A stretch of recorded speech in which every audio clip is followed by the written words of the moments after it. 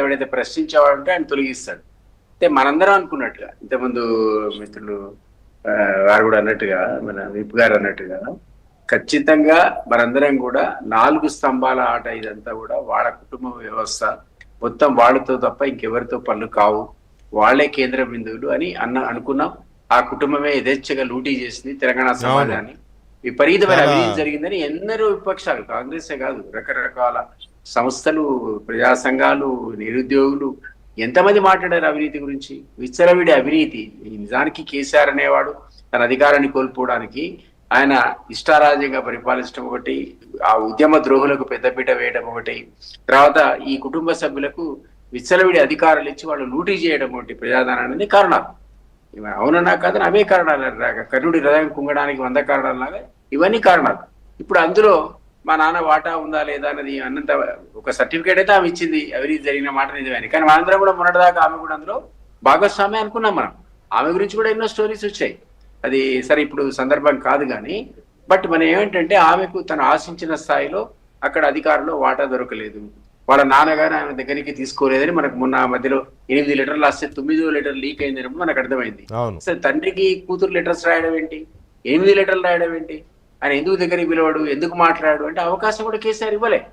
కాబట్టి ఇక్కడ ఈ అపాయింట్మెంట్స్ ను నియంత్రించేవాడు సంతోష్ అనే కోపం మొదటి నుంచి ఉంది కాబట్టి వాడు దయ్యం భూతం అనేటువంటి మాటలు మాట్లాడింది ఆమె, తనకు అక్కడ యాక్సెస్ లేక. ఇందాక మొన్న పేపర్లో మళ్ళీ ఏమొచ్చింది, మనవాడిని ఆశీర్వదించాడు కానీ కూతుర్ని దూరం నుంచి నమస్కారం పెట్టి పోవాల్సి వచ్చిందని కూడా వచ్చింది పేపర్లలో. సో ఈ సిచ్యువేషన్ల లోపల ఆమె ఒక ఫ్రస్ట్రేషన్కి గురైంది.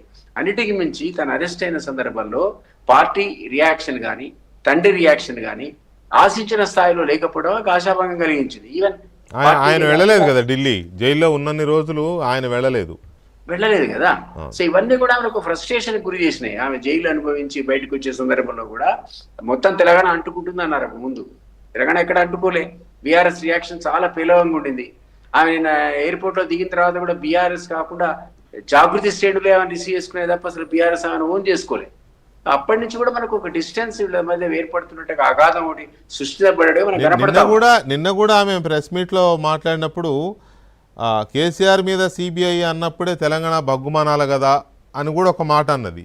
కానీ ఎక్కడ బగ్గుమ అనలేదు. మరి అనలేదు కదా. నేను అనేది అంటే ఆ స్థాయిలో ఆమె మాటలకు కానీ స్పందన బీఆర్ఎస్ నుంచి రాలేదు. బీఆర్ఎస్ ఎప్పటి నుంచో ఆమెను కాస్త దూరం పెట్టే కార్యక్రమం పెట్టారు వాళ్ళు.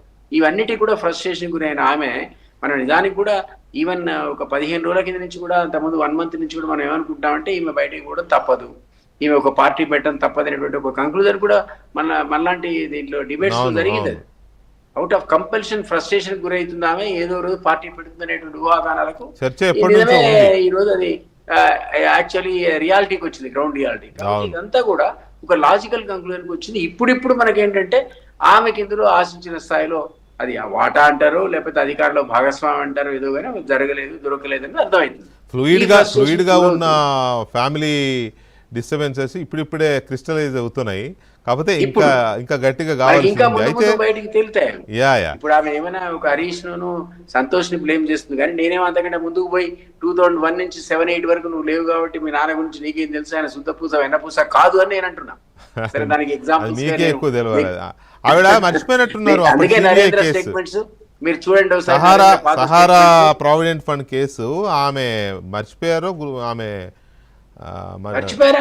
సిబిఐ వాళ్ళు విషయాన్ని ముఖ్యమంత్రిని అప్పట్లో క్రెడిబిలిటీ ఉన్నటువంటి హిందూ పేపర్ రాసింది, Telangana chief minister is grilled అని. తర్వాత మీ పత్రిక రాసింది పుంకాలుగా 8 రోజు హెడ్లైన్స్ మీ పత్రికలో. అవును అది ఈపీఎఫ్ కావచ్చు, ముఖ్యమంత్రిని సిబిఐ విచారణ చేస్తుంది అన్నప్పుడు అది పెద్ద వార్త కదా. అది నేను అసలు 8 days రాశానండి, నా జ్ఞాపకం. అవునవును, రోజుకో ఎపిసోడ్ రాశారు ఆయన ఆ టైంలో జరిగినటువంటి అక్రమాల మీద. సరే ఇది ఒక సీక్వెన్స్. ఆ సీక్వెన్స్ లో తెలంగాణ ఏర్పడ్డది. అది ఏదైనా కానీ ప్రజలానికి పట్టం కట్టారు. ఆశించిన స్థాయిలో తెలంగాణ ఆయన పరిపాలన చేస్తాడు అనుకున్నాం.